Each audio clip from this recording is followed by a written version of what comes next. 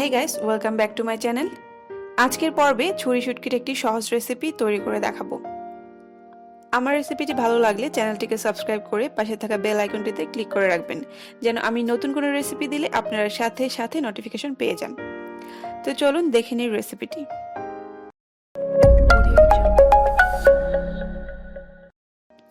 আজকে আমি ছুরি শুটকি রান্না করব আলু এবং বেগুন দিয়ে।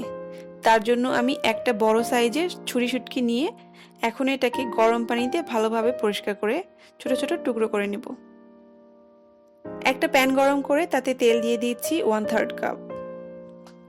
এবার পেঁয়াজ দিয়ে দিচ্ছি পরিমাণ মতো। পেঁয়াজটাকে নেড়ে চেড়ে গোল্ডেন কালার করে ভেজে নেব। পেঁয়াজ গোল্ডেন কালার হয়ে গেছে। এবার দিয়ে দিচ্ছি 1.5 চামচ আদা রসুন বাটা। এখন কিছুক্ষণ ভেজে নেব যেন আদা রসুনের কাঁচা গন্ধটা চলে যায়। একটু পানি দিয়ে দিচ্ছি। এবার দিচ্ছি 1 চামচ লবণ, 1/2 চামচ হলুদের গুঁড়া, 1 চামচ মরিচের গুঁড়া, 1 চামচ ধনে গুঁড়া ও 1/2 চামচ রাঁধুনির গুঁড়া। এবার মশলাটা কষিয়ে নিব ভালোভাবে।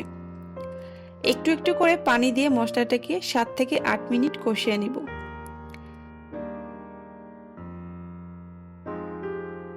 মশলার তেল যখন উপরে উঠে আসবে ঠিক তখন আমি ছুরি শুটকিগুলো দিয়ে দিচ্ছি। এবার মশলার সাথে শুটকি কষিয়ে নিব 6 থেকে 7 মিনিট।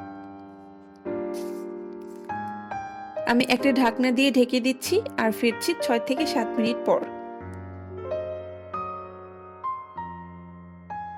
এবার দিয়ে দিচ্ছি 2টা মিডিয়াম সাইজের আলু। আমি আলুগুলোকে ফ্রেঞ্চ ফ্রাইয়ের মতো করে কেটে নিয়েছি। এখন আলুগুলো কষিয়ে নিব। ঢেকে রান্না করব আর প্রয়োজন হলে পানি দিয়ে কষাবো।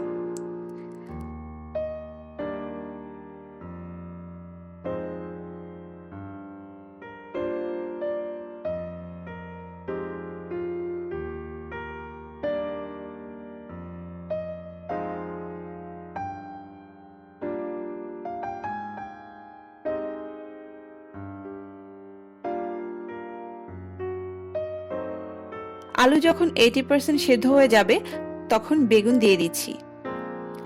একটা মিডিয়াম সাইজের বেগুন আমি আলুর মতো করে কেটে নিয়েছি। এবার আলু বেগুন একসাথে কষিয়ে নিচ্ছি 6 থেকে 7 মিনিট।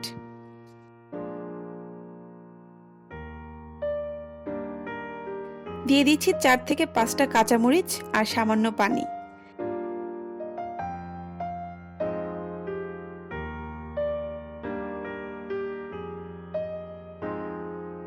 এবার ঢেকে দিচ্ছি আর ফিরে আসছি 6 থেকে 7 মিনিট পর।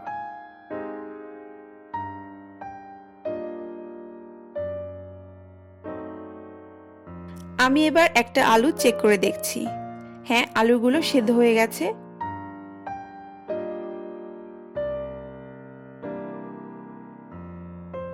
আমি আবারও ঢেকে দিচ্ছি আর অপেক্ষা করছি ঝোলটা মাখা মাখা হয়ে আসা পর্যন্ত।